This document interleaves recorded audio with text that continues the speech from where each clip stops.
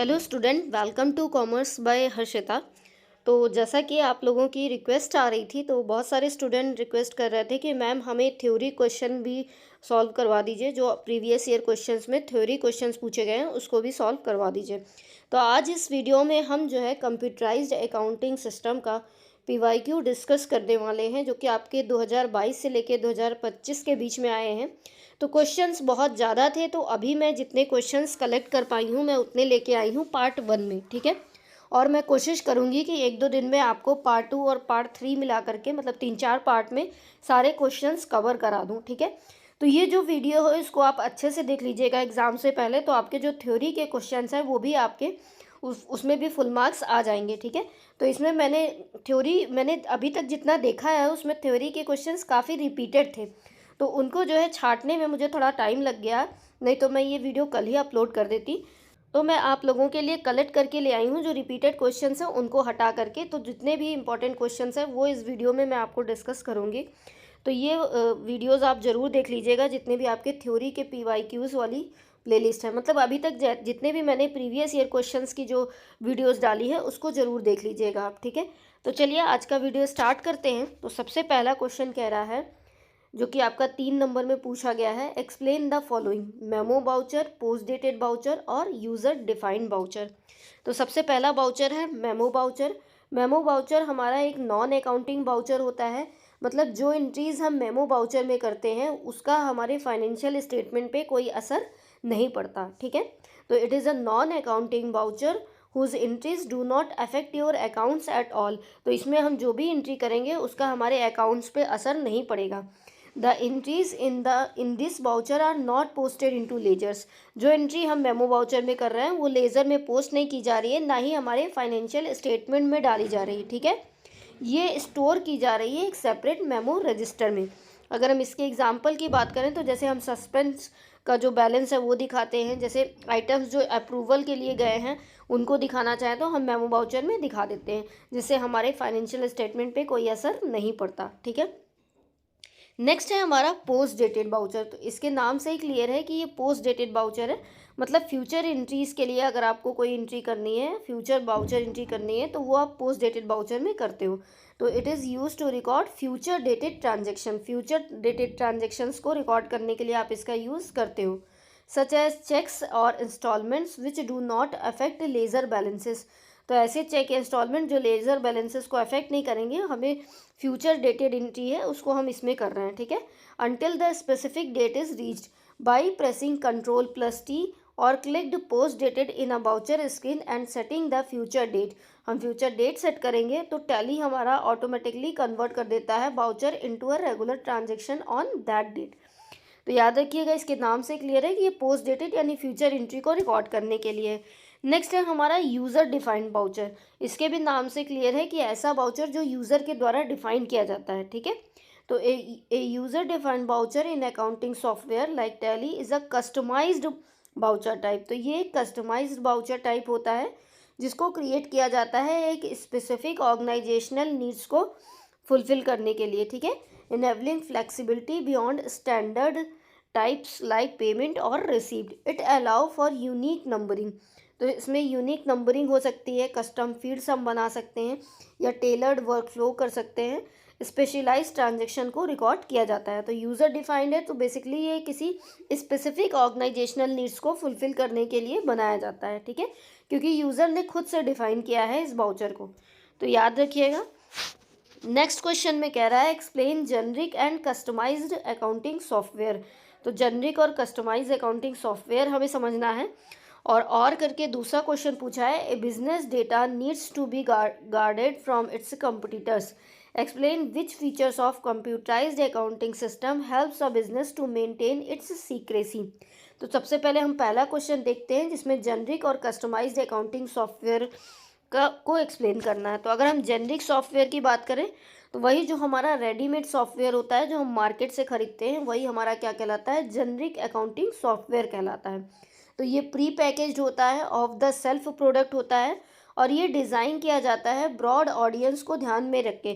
किसी specific person या specific group को ध्यान में रख के ये सॉफ्टवेयर नहीं बनाया जाता, क्योंकि सीधी सी बात है, जो सॉफ्टवेयर हमें मार्केट में बेचना है वो हम सबकी नीड्स और रिक्वायरमेंट्स को ध्यान में रख के ही बनाएंगे, तभी मार्केट में बिक पाएगा। अदरवाइज किसी एक स्पेसिफिक ग्रुप को आप टारगेट करोगे तो आपका बस वही स्पेसिफिक ग्रुप में वो सेल आउट होगा। और हम कोई प्रोडक्ट या कोई सॉफ्टवेयर बना रहे हैं तो हम चाहते हैं कि ज़्यादा से ज़्यादा लोग उसको खरीदें। ठीक है, तो ये ब्रॉड ऑडियंस को कवर करता है। It contains standard features that cater to the most common accounting requirements of various businesses। तो इसमें कुछ स्टैंडर्ड फीचर्स होते हैं जो हर तरह के बिजनेसेस के लिए मतलब ठीक होते हैं। ठीक है, नेक्स्ट है हमारा कस्टमाइज सॉफ्टवेयर। तो कस्टमाइज सॉफ्टवेयर भी हमारा जेनरिक सॉफ्टवेयर ही होता है, लेकिन उसको हम अपने हिसाब से मॉडिफिकेशन करते हैं या फिर कस्टमाइजेशन करते हैं। मतलब यूज़र अपनी नीड्स या अपनी रिक्वायरमेंट के अकॉर्डिंग जब उसमें चेंजेस करता है तो वही क्या कहलाता है, कस्टमाइज सॉफ्टवेयर कहलाता है। ठीक है, it serve as a middle ground between basic readymade software and fully bespoke solution. चलिए, तो हम लोग बात करते हैं दोनों के डिफरेंस की, कस्टमाइज सॉफ्टवेयर और ऑफ द सेल्फ सॉफ्टवेयर। तो ऑफ द सेल्फ सॉफ्टवेयर भी बोलते हैं इसको, जेनरिक सॉफ्टवेयर भी बोलते हैं और रेडीमेड सॉफ्टवेयर भी बोलते हैं। तो जो हमारा कस्टमाइज सॉफ्टवेयर होगा वो सिंगल एंटिटी या सिंगल यूज़र की नीड्स को ध्यान में रख के बनाया जाएगा, लेकिन जो हमारा रेडीमेड सॉफ्टवेयर होगा वो मास ऑडियंस को कवर करेगा। ठीक है, नेक्स्ट अगर हम देखें तो कस्टमाइज सॉफ्टवेयर ज़्यादा कॉस्टली होता है और हमारा ये जो रेडीमेड सॉफ्टवेयर है ये लेस कॉस्टली होता है। नेक्स्ट अगर हम देखें तो not immediately accessible as it takes time to hire developer. तो इसको बनाने में टाइम लगता है लेकिन ये इमीडिएटली अवेलेबल हो जाता है क्योंकि हम मार्केट से जाके खरीद लाते हैं। ठीक है, कस्टमाइज़ की बात करें तो नो नीड टू पे for functions that you don't need. तो उसके लिए हमें अलग से कुछ पेमेंट करने की ज़रूरत नहीं पड़ती। अगर हम इसकी बात करें रेडीमेड की तो less functional with many unnecessary functions. ये हमारा कस्टमाइज सॉफ्टवेयर क्लियरली अडॉप्टेबल होता है बिजनेस नीड्स के लिए, लेकिन business should adopt to readymade solution. लेकिन बिजनेसेस क्या करते हैं, वो रेडीमेड सोल्यूशन के हिसाब से अपने को अडॉप्ट कर लेते हैं, और ये कस्टमाइज वाला ये बिजनेस के हिसाब से अडॉप्ट होता है। ठीक है, चलिए नेक्स्ट क्वेश्चन हमारा क्या था। नेक्स्ट क्वेश्चन ये था कि a business data needs to be guarded from its competitors. तो जो बिजनेस का डेटा है उसको हमें अपने कम्पिटिटर से क्या करना होता है, हाइड करके रखना होता है। तो explain which features of computerise accounting system help a business to maintain its secrecy. तो अपने बिजनेस की सीक्रेसी रखने के लिए कंप्यूटराइज्ड अकाउंटिंग सिस्टम का कौन सा फीचर है जो मदद करता है। ठीक है, तो हम देखते हैं। तो हमारा computerised accounting system helps a business maintain secrecy and guard data from competitors through several integrated security features है। तो ये हमें पासवर्ड प्रोटेक्शन की सिक्योरिटी प्रोवाइड करता है, एक्सेस कंट्रोल प्रोवाइड करता है। ठीक है, डेटा इंक्रिप्शन और डेटा वॉल्ट की फैसिलिटी प्रोवाइड करता है, ऑडिट ट्रायल या डेटा ऑडिट की फैसिलिटी प्रोवाइड करता है, डेटा वॉल्ट की फैसिलिटी प्रोवाइड करता है। ये सब डिटेल में मैं आपको कई बार बता चुकी हूँ। और कहीं ना कहीं ये बैकअप या डिसास्टर रिकवरी को भी सिक्योर करता है, तो याद रखिएगा। नेक्स्ट क्वेश्चन है हमारा क्वेश्चन नंबर 3, जो कि 6 नंबर में पूछा गया है। Explain the financial function which is use to calculate interest rate per period of an annuity. तो हमें ऐसा फाइनेंशियल फंक्शन बताना है जिसको हम इंटरेस्ट रेट कैलकुलेट करने के लिए यूज़ करते हैं, वो भी पर पीरियड ऑफ एन एन्युटी। तो इसके लिए हम रेट फंक्शन का यूज़ करते हैं। तो याद रखिएगा, पर पीरियड एन्युटी निकालने के लिए हमें रेट फंक्शन का यूज़ किया जाता है एक्सेल में। तो rate function returns the interest rate per period of an annuity. It uses an interactive process to solve for the rate as there is no direct algebraic formula to isolate the rate in the time value of money equation। तो अगर हम इसके rate function के syntax की बात करें तो इसके लिए हमें इक्वल टू लिखना होता है, रेट लिखना होता है, फिर ब्रैकेट के अंदर हम net per value, PMT, PB, FB, type और गेस लिखते हैं। ठीक है, तो अब नेट पर वैल्यू क्या है, तो the total number of payment periods, N per में हम total number of payment periods लिखते हैं। For example 60 for a 5 year monthly loan. ठीक है, पीएमटी क्या है, PMT the fixed payment made each period. It must be entered as a negative number if it represent an outflow of cash. तो इसमें negative number भी आ सकता है। PV की बात करें तो पीवी हमारा प्रेजेंट वैल्यू हो गया। एफबी की बात करें तो एफबी हमारा फ्यूचर वैल्यू हो गया। और टाइप की बात करें तो it indicates when payments are due, use 0 और omit for the end of the period and 1 for the beginning. तो ये हमारा ऑप्शनल है। गेस की बात करें तो ये भी ऑप्शनल है। Your estimate of the rate, हमारा एस्टीमेशन क्या है रेट का, वही हमारा क्या कहलाता है, गेस कहलाता है, मतलब हम उसमें रेट का एस्टीमेशन गेस करते हैं। ठीक है, तो इस तरीके से हमारा जो है एन्युटी का अमाउंट निकलता है। ठीक है, तो याद रखिएगा।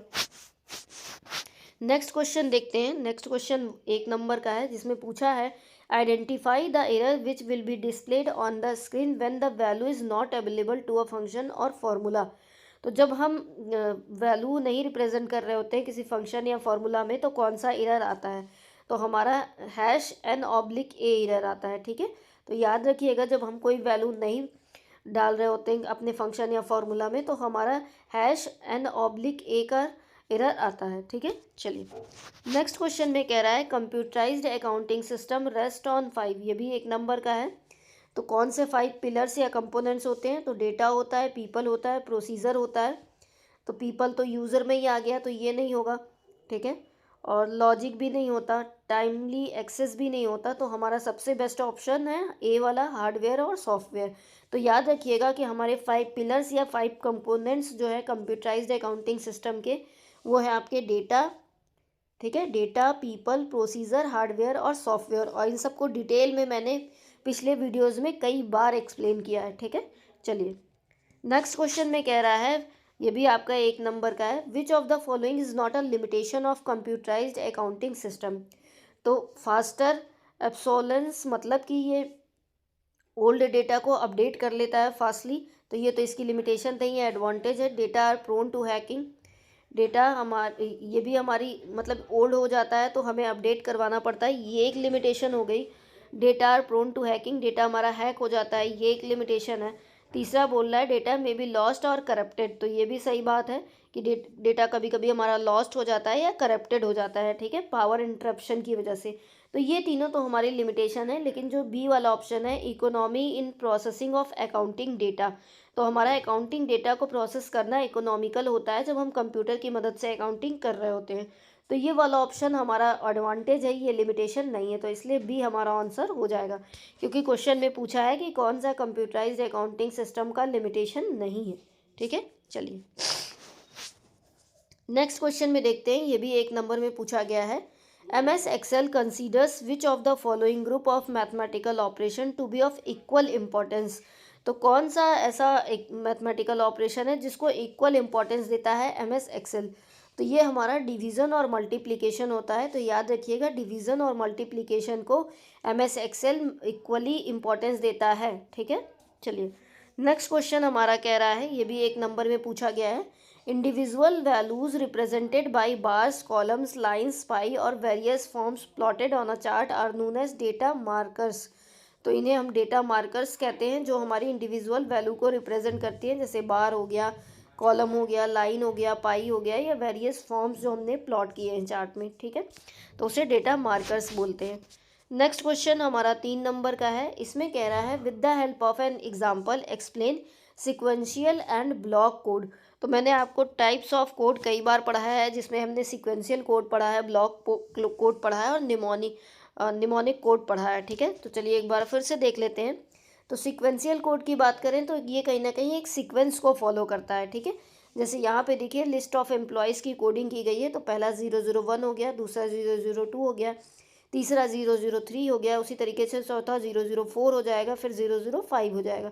तो कहीं ना कहीं ये एक सीक्वेंस को फॉलो कर रहा है, तो ये सिक्वेंशियल कोड है। ठीक है, नेक्स्ट है हमारा ब्लॉक कोड। तो ब्लॉक कोड में हम 2 ब्लॉक बना देते हैं। ठीक है, सब ग्रुप्स बना देते हैं, जैसे यहाँ पे 1000 से 1999 हो गया, 2000 से 2999 में हमारी लाइबिलिटीज़ हो गई, उसी तरीके से 3000 से 3999 में रेवेन्यूज़ आ गई। तो कहीं ना कहीं एक ब्लॉक हमने बना दिया है, एसेट्स हमारी इसके अंडर में है, लाइबिलिटीज़ इसके अंडर में है और रेवेन्यूज़ इसके अंडर में है।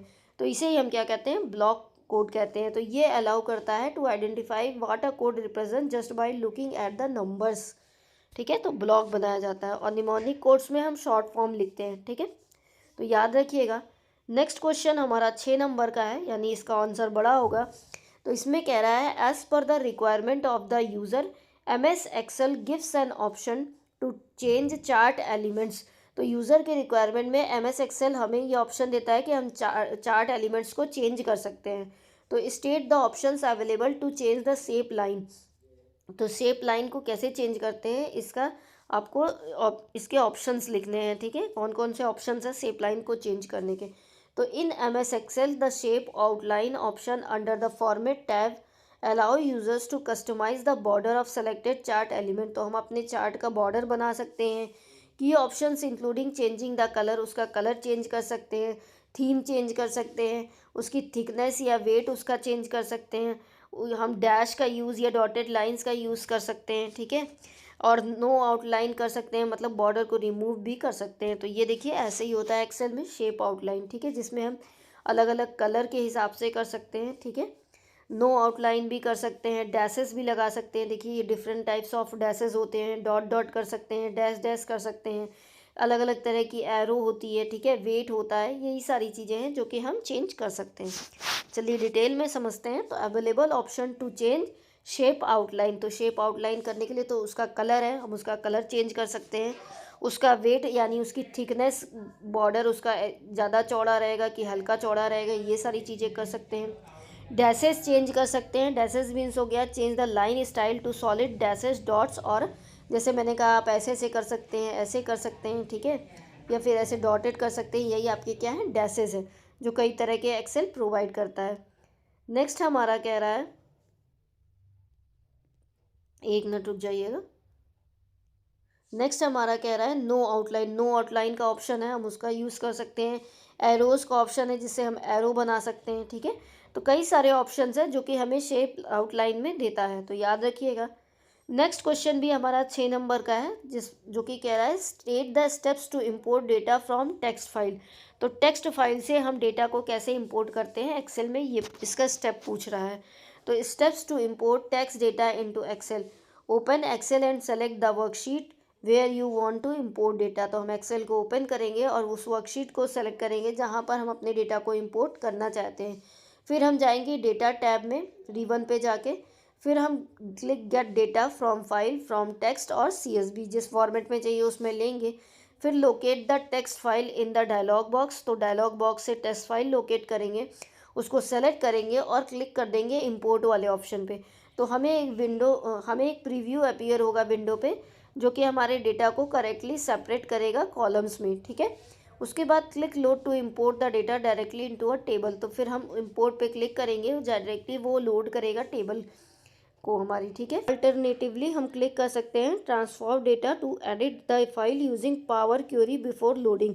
तो हम कहीं ना कहीं डेटा को एडिट भी कर सकते हैं पावर क्वेरी का यूज़ करके, लोड करने से पहले, ठीक है। उसके बाद चलिए नेक्स्ट क्वेश्चन देखते हैं, जो कि 1 नंबर में पूछा गया है, क्वेश्चन नंबर 11, जिसमें कह रहा है which chart element provides additional information about a data marker to identify the details of data in a data series. तो एडिशनल इन्फॉर्मेशन हमें डेटा लेवल से पता चलती है, ठीक है। तो याद रखिएगा चार्ट एलिमेंट जिसमें हमें एडिशनल इन्फॉर्मेशन चार्ट की पता चलती है, वो डेटा लेवल से पता चलती है, ठीक है। चलिए क्वेश्चन भी हमारा 1 नंबर में है, जिसमें कह रहा है which of the following voucher records outflow of money from the business. तो बिजनेस से आउटफ्लो हो रहा है मनी का, यानी हम किसी न किसी को पेमेंट कर रहे हैं। तो अगर पेमेंट कर रहे हैं तो ये किस में जाएगा, पेमेंट वाउचर में जाएगा, ठीक है। लेकिन अगर इनफ्लो हो रहा है मनी का बिजनेस में, तो रिसीप्ट वाउचर में जाएगा, क्योंकि वो हमारे लिए रिसीप्ट है इनफ्लो। और आउटफ्लो हो रहा है यानी हम किसी को पेमेंट कर रहे हैं, बाहर जा रहा है पैसा, तो वो पेमेंट वाउचर में जाएगा। तो इसलिए हमारा आंसर पेमेंट वाउचर हो जाएगा, ठीक है। चलिए नेक्स्ट क्वेश्चन भी हमारा 1 नंबर में पूछा गया है, जिसमें कह रहा है the outcome of an arithmetic expression और फंक्शन इज कॉल्ड एज। तो हमारे अर्थमेटिक एक्सप्रेशन या फंक्शन का आउटकम या जो रिजल्ट निकल के आता है उसी को क्या बोलते हैं, डिराइव्ड वैल्यू बोलते हैं, ठीक है।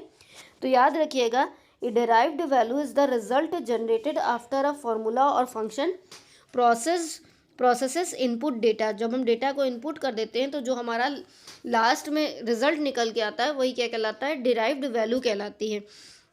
In an Excel worksheet basic data is what you manually enter. तो बेसिक डेटा जो हम मैनुअली इंटर कर रहे हैं वो है whereas any value that result from a calculation like an arithmetic expression is considered derived from those inputs. तो उस इनपुट से हमें जो डिराइव्ड वैल्यू मिली है, इसीलिए हम उसको डिराइव्ड वैल्यू बोल रहे हैं, ठीक है। तो याद रखिएगा। नेक्स्ट क्वेश्चन हमारा 3 नंबर का है, जिसमें कह रहा है state the faces of accounting cycle. तो हमें अकाउंटिंग साइकिल के फेसेस को बताना है।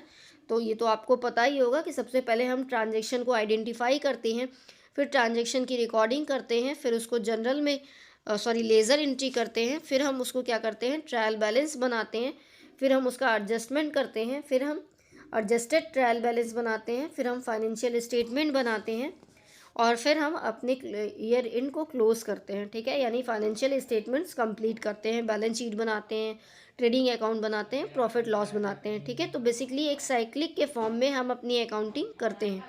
चलिए नेक्स्ट क्वेश्चन में कह रहा है, क्वेश्चन नंबर 15 जो कि आपका 3 नंबर का है। ठीक है, क्वेश्चन नंबर 15 जो कि 3 नंबर का है, उसमें कह रहा है which built in function can be use to compute monthly instalment of repayment of loan.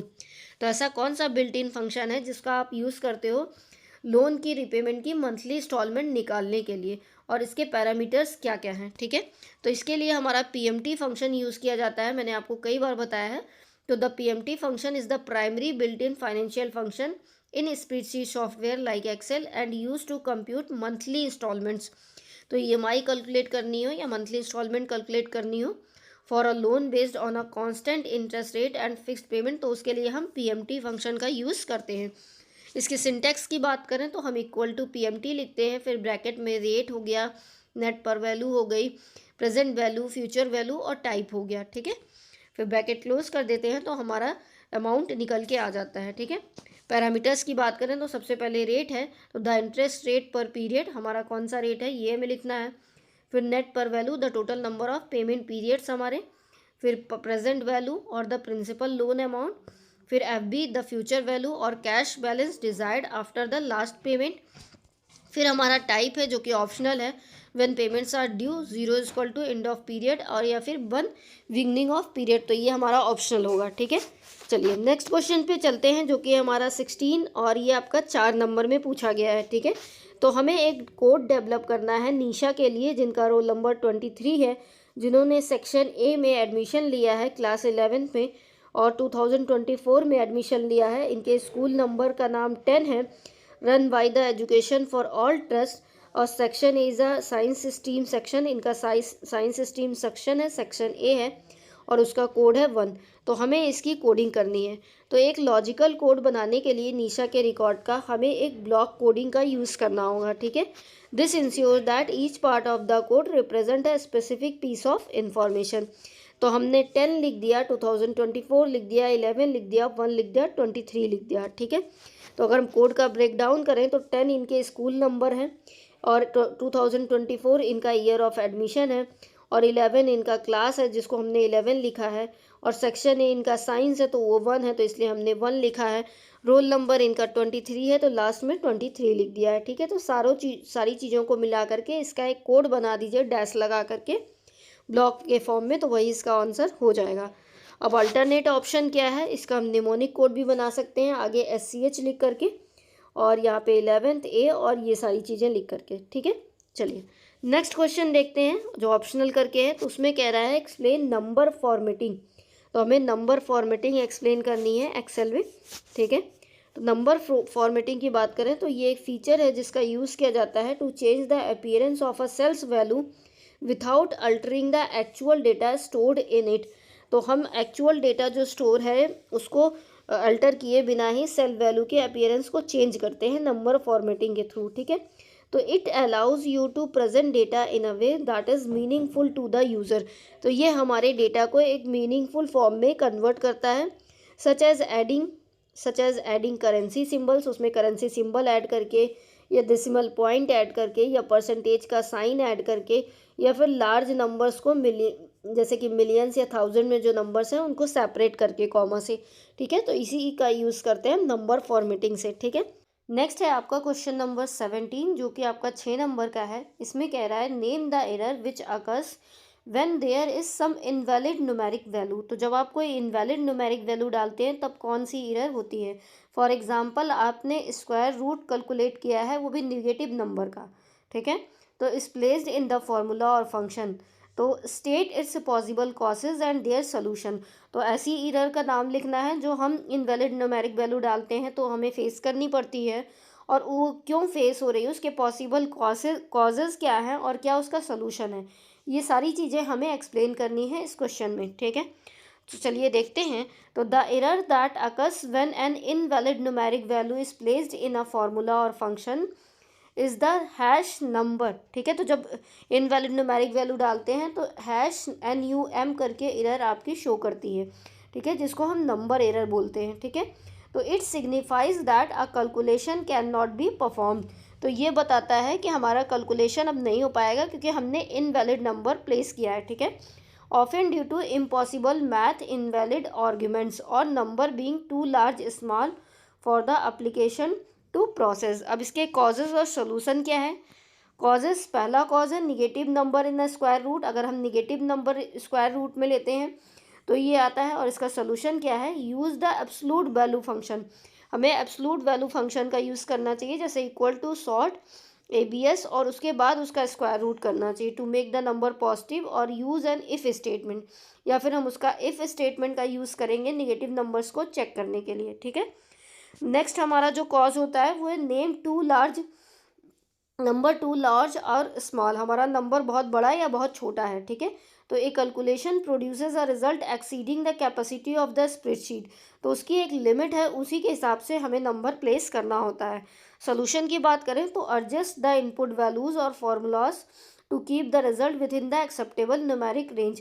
तो हमें जो भी वैल्यूज़ हम पुट कर रहे हैं वो उनको एडजस्ट कर देना चाहिए अपनी इनपुट वैल्यूज़ को। ठीक है, ताकि वो हमारे न्यूमेरिकल रेंज से में एक्सेप्टेबल हो जाए, उसके बाहर ना हो। ठीक है, नेक्स्ट हमारी जो कॉज होती है वो इनवैलिड फंक्शन आर्ग्यूमेंट। अगर हमारा फंक्शन आर्ग्यूमेंट इनवैलिड हो जाता है, ठीक है, जैसे IRR और rate in a financial formula which incorrect arguments, हमने गलत आर्ग्यूमेंट टाइप कर दिया तो इस केस में क्या करना होगा? Ensure the input data meets the required criteria such as having at least one positive and one negative cash flow for IRR।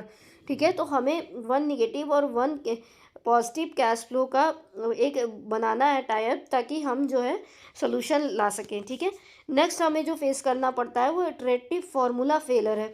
हमारा फंक्शन लाइक IRR और rate can not find the result, क्योंकि हमने formula सही नहीं लगाया। इसका solution क्या है? Provide a different guess value to the function to help it converge on a result, ताकि वो हमारे रिजल्ट को कन्वर्ट कर सके, इसलिए हमें एक गेस वैल्यू लगानी चाहिए। ठीक है, लास्ट हमारा जो कॉज है वो है स्मॉल लार्ज फंक्शन।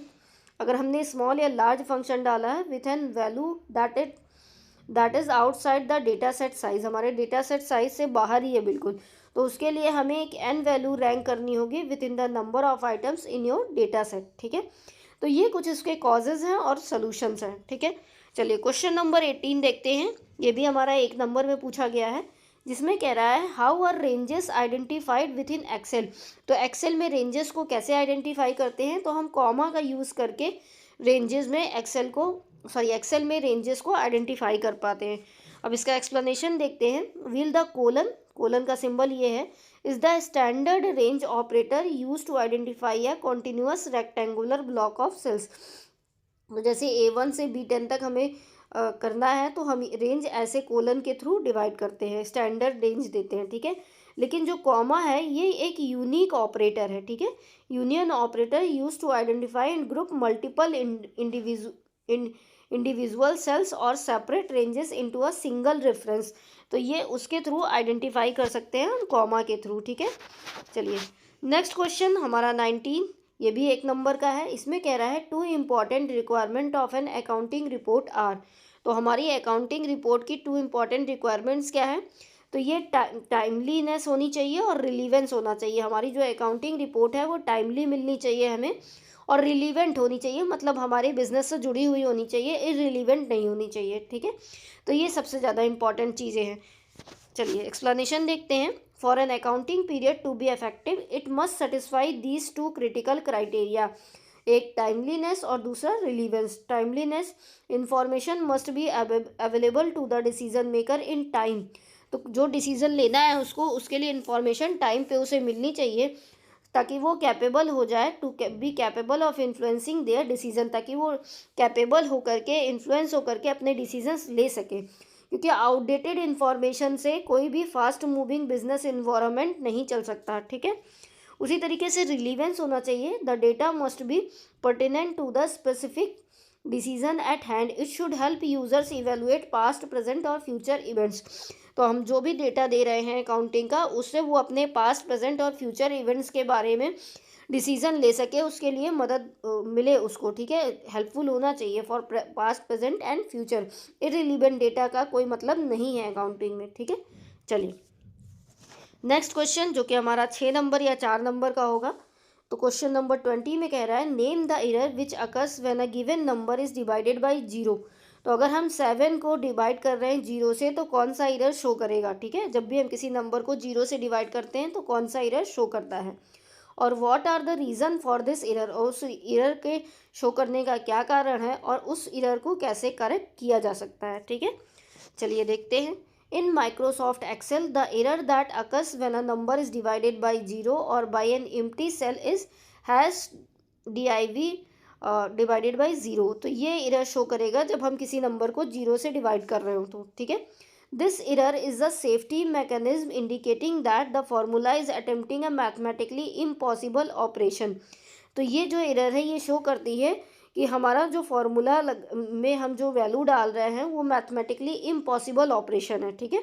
इसके पॉसिबल रीजंस क्या हैं इस एरर के। तो डायरेक्ट डिवीज़न बाय 0, क्योंकि हम 0 से डिवाइड कर रहे हैं इसलिए ये एरर आ रही है।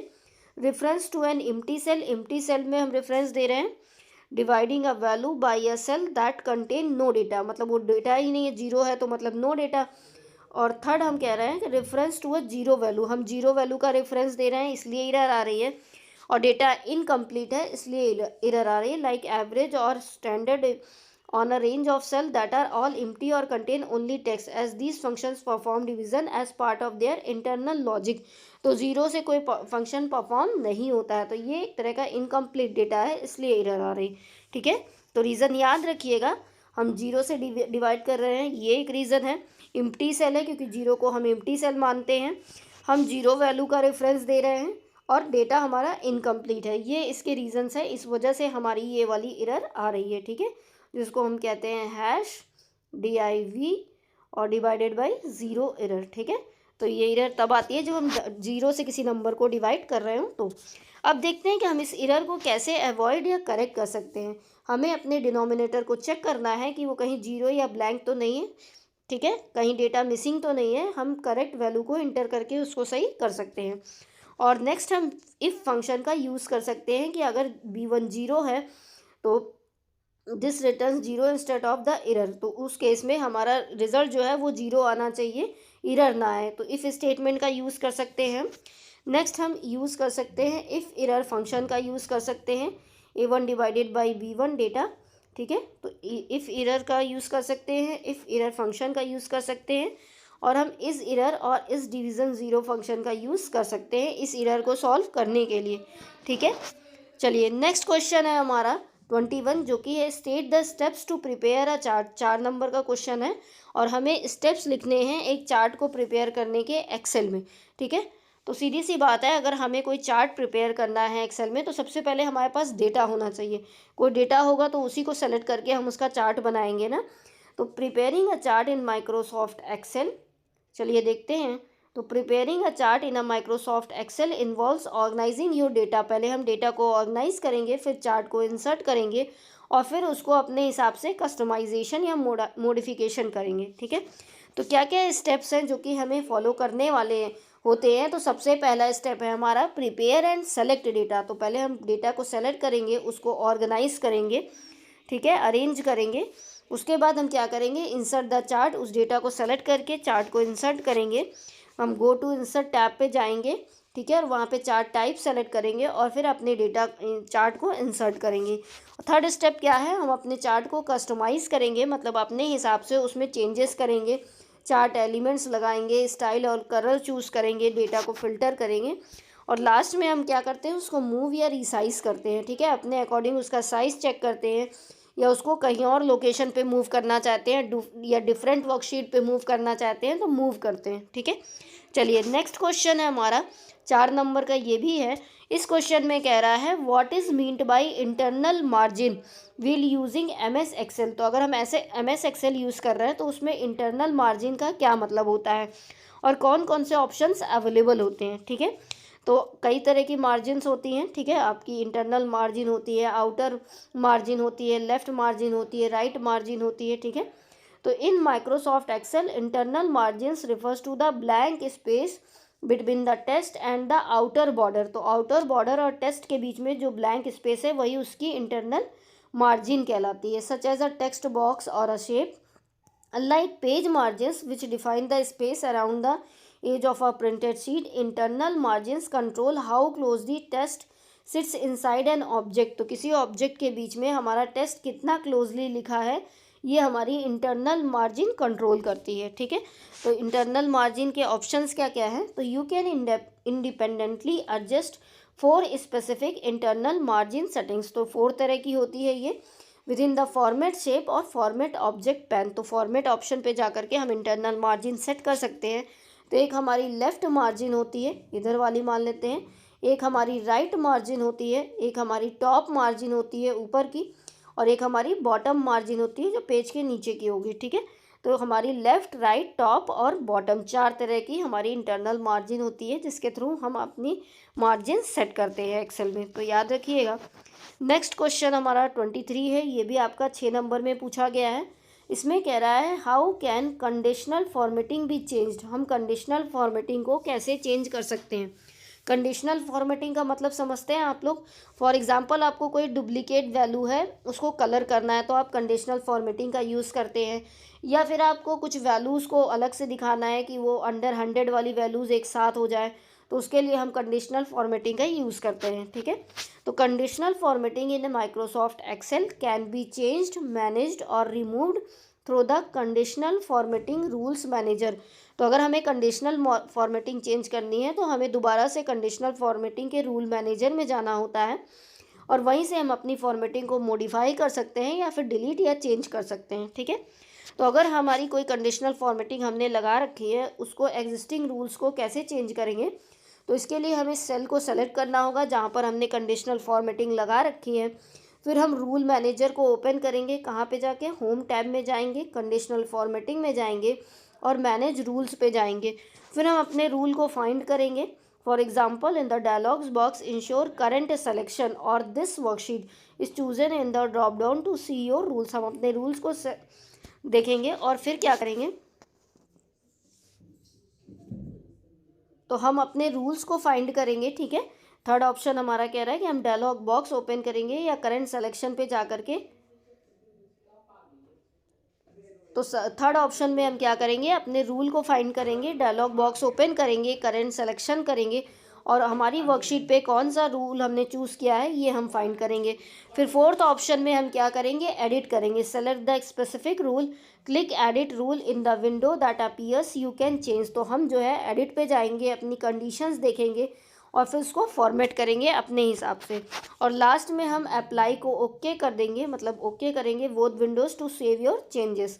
तो ये तरीका होता है कंडीशनल फॉर्मेटिंग हटाने या चेंज करने का। मतलब फिर से हमें अपनी सेल को सेलेक्ट करके कंडीशनल फॉर्मेटिंग वाले ऑप्शन पे जा करके मैनेज रूल्स में जाना होता है और फिर अपने रूल को फाइंड करके फिर उसको एडिट या चेंज करके अप्लाई कर देना होता है, ठीक है। बस यही हमारा स्टेप होता है। चलिए नेक्स्ट क्वेश्चन देखते हैं, क्वेश्चन नंबर 24 जो कि 1 नंबर का है हमारा। इसमें कह रहा है नेम द अकाउंटिंग इंफॉर्मेशन सब system which deals with payment of wages and salaries of employees. तो सीधी सी बात है, हमें जो एम्प्लॉयज़ को हम पेमेंट दे रहे हैं, वेजेस या सैलरी दे रहे हैं, उसको हम कहाँ पे मैनेज करते हैं, तो वो हम पेरोल अकाउंटिंग सब सिस्टम में मैनेज करते हैं, याद रखिएगा। नेक्स्ट क्वेश्चन हमारा 25 है जो कि 1 नंबर का है। इसमें कह रहा है a cell reference that either holds row और ये रा नहीं है, रो है, ठीक है, ROW है, रो और column constant when the formula और function is copied to another location. तो हमारा जो सेल रेफरेंस है वो कांस्टेंट रहता है। ऐसी कौन सी सेल रेफरेंस है जो कांस्टेंट होती है जब हम कॉपी करके अनदर लोकेशन पे पेस्ट करते हैं उसके फॉर्मूला या फंक्शन को, तो उसको हम कहते हैं मिक्स्ड सेल रेफरेंस। इसमें हमारा जो है डेटा जो है वो कांस्टेंट रहता है जब हम कॉपी करके अनदर लोकेशन पे पेस्ट करते हैं, तो याद रखिएगा। एक्सप्लेनेशन में भी मैंने आपको एग्जांपल के थ्रू समझाने की कोशिश की है। In Excel this is indicated by a dollar sign. तो इसको हम डॉलर साइन से इंडिकेट करते हैं। Dollar sign place before only the part you want to lock. For example अगर हमको कॉलम ए को कांस्टेंट करना है तो कॉलम ए के आगे हम डॉलर साइन लगा देंगे। उसी तरीके से हमें रो 1 को कांस्टेंट करना है तो रो 1 के आगे हम डॉलर का साइन लगा देंगे तो वो कांस्टेंट हो जाएगी। और इसी सिस्टम को हम मिक्स्ड रेफरेंस बोलते हैं, तो याद रखिएगा। नेक्स्ट क्वेश्चन है हमारा 26, ये आपका 3 नंबर का है। तो इसमें कह रहा है explain the ways in which accounting software provide data security, safety and confidentiality. ठीक है, तो डेटा सिक्योरिटी, सेफ्टी और कॉन्फिडेंशियलिटी कैसे प्रोवाइड करता है अकाउंटिंग सॉफ्टवेयर। तो accounting software provides data security, safety and confidentiality थोड़ा मल्टी लेयर्ड मेजर्स। तो ये हमें जो है ऑथेंटिकेशन देता है, डेटा इंक्रिप्शन, डेटा वॉल्ट की फैसिलिटी देता है और रेगुलर ऑटोमेटेड बैकअप्स देता है। ठीक है, तो अगर हम इसके फीचर्स देखें तो ये हमें एक्सेस कंट्रोल और ऑथराइजेशन देता है यूज़र को, जिसको हम मल्टी फैक्टर ऑथेंटिकेशन कहते हैं, शॉर्ट में MFA कहते हैं। और यहाँ पे रोल बेस्ड एक्सेस कंट्रोल होता है, जिसको RBAC शॉर्ट में कहते हैं, मतलब यूज़र के पास अपने रोल के हिसाब से उसके पास कंट्रोल या एक्सेस होता है। और नेक्स्ट ये हमको डेटा इंक्रिप्शन या सिक्योर ट्रांसमिशन की फैसिलिटी देता है, ऑडिट ट्रायल्स या ऑडिट करने की फैसिलिटी देता है, ये हमको रेगुलर ऑटोमेटिक बैकअप प्रोवाइड करता है और रेगुलर अपडेट और पैच मैनेजमेंट प्रोवाइड करता है, तो याद रखिएगा। नेक्स्ट क्वेश्चन हमारा 27 है, ये भी हमारा 3 नंबर का है। तो इसमें कह रहा है in an accounting software how many predefined account groups exist, state their further division with reference to a number and type. तो अगर हम देखें तो हमारे जो अकाउंटिंग सॉफ्टवेयर है उसमें 28 या 28 प्री डिफाइंड अकाउंट ग्रुप्स होते हैं और उन अकाउंट ग्रुप्स को 2 और पार्ट में बांट दिया गया है। 15 हमारे प्राइमरी ग्रुप्स होते हैं और 13 हमारे सब ग्रुप्स होते हैं। ठीक है, तो प्राइमरी ग्रुप्स क्या होते हैं, ये टॉप लेवल कैटेगरी है और इनके अंडर में सब ग्रुप्स आ जाते हैं। जैसे मैं आपके लिए लिस्ट भी लेके आई हूँ। तो पहला हमारा ब्रांच डिवीज़न, दूसरा कैपिटल अकाउंट है, करंट अकाउंट है, करंट लायबिलिटी है, डायरेक्ट एक्सपेंस है, डायरेक्ट इनकम है, आपका फिक्स्ड एसेट है, इनडायरेक्ट एक्सपेंस, इनडायरेक्ट इनकम हो गया, इन्वेस्टमेंट हो गया, लोन हो गया, मिसलिनियस एक्सपेंस हो गया, परचेज हो गया, सेल्स अकाउंट हो गया, सस्पेंस अकाउंट हो गया। तो ये हमारे प्राइमरी ग्रुप्स होते हैं। और अगर हम सब ग्रुप की बात करें तो इसमें हमारा बैंक अकाउंट आ जाता है, बैंक OD आ जाता है, आपका कैश इन हैंड आ जाएगा, डिपॉजिट आ जाएगा, ड्यूटीज़ एंड टैक्सेस आ जाएंगे, लोन्स एंड एडवांसेस आ जाएगा, प्रोविज़न है, रिजर्व एंड सरप्लस है, सिक्योर्ड लोन है, स्टॉक इन हैंड है, सन्डी क्रेडिटर हो गया, सन्डी डेटर हो गया और अनसिक्योर्ड लोन हो गया। तो ये पूरी लिस्ट मैं आपके लिए लेके आई हूँ, इसको अच्छे से पढ़ लीजिएगा। ठीक है, तो अभी तक मैं टोटल आपका 27 क्वेश्चन तक फ़िल्टर कर पाई हूँ आपकी जो पूरी PYQ की लिस्ट थी उसमें से। ठीक है, तो मैंने बहुत मेहनत की है आज आप लोगों को ये कंटेंट प्रोवाइड करने के लिए। तो इसको ज़्यादा से ज़्यादा शेयर करिएगा ताकि ज़्यादा से ज़्यादा स्टूडेंट बेनिफिट उठा सकें, ताकि मुझे भी अच्छा लगे कि हाँ मेरी मेहनत करने का कुछ तो बेनिफिट मिल रहा है, इतने बच्चे पढ़ रहे हैं। ठीक है, और अगर आपको इसका PDF चाहिए होगा तो इसी वीडियो के नीचे कमेंट कर दीजिएगा, मैं अपने Telegram channel @commerce by Harshita पर शेयर कर दूंगी, आप वहां से वीडियो डाउनलोड कर सकते हैं। और ऐसे ही मैं 2-3 पार्ट अभी और अपलोड करूंगी अपने चैनल पे। तो एग्ज़ाम से पहले ये 3-4 वीडियो तो एटलीस्ट आप ज़रूर देख लीजिएगा और चैनल को सब्सक्राइब कर दीजिएगा आगे के और वीडियोज़ देखने के लिए। Thanks for watching.